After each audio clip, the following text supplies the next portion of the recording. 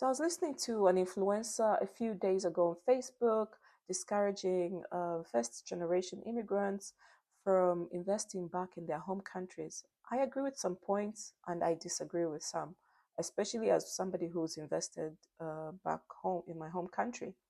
One, you are building an asset, it will appreciate over time. And if you want, you can sell it, but it will be much at a higher value than you bought it. So that's an advantage. Secondly, it depends on family circumstances. If, for example, you as an immigrant gets that first job and you have to send back money home for paying rent, you would rather actually build and have that as an asset than you wasting money on rent for your family back home.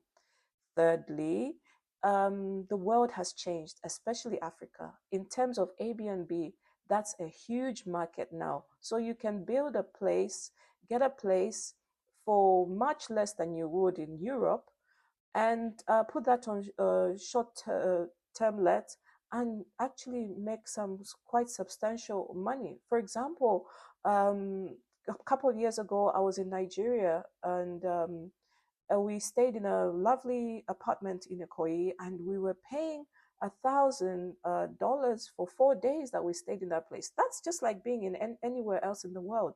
So compared to what you invest and what you get out, I think Africa is still a very good place to invest.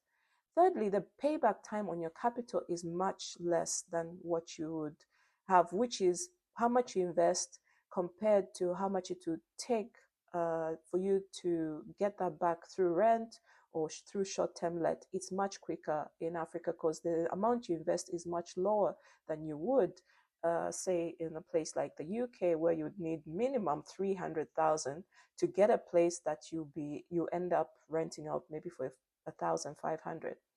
And then again, it's just that feeling of no, especially as a first generation immigrant, you are still attached to back home, whether you like it or not.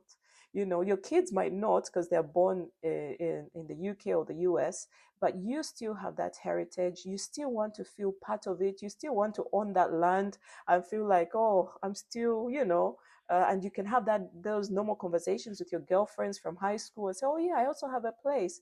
It just gives you that connection to back home. Yes, your kids might not understand it, but who knows? There might actually be those who want to also shift back. So then you have a place for them. So I think those are the reasons why I still encourage have the balance, diversify your portfolio, have property everywhere, Africa, Middle East, Europe, US, everywhere you can. Just do it.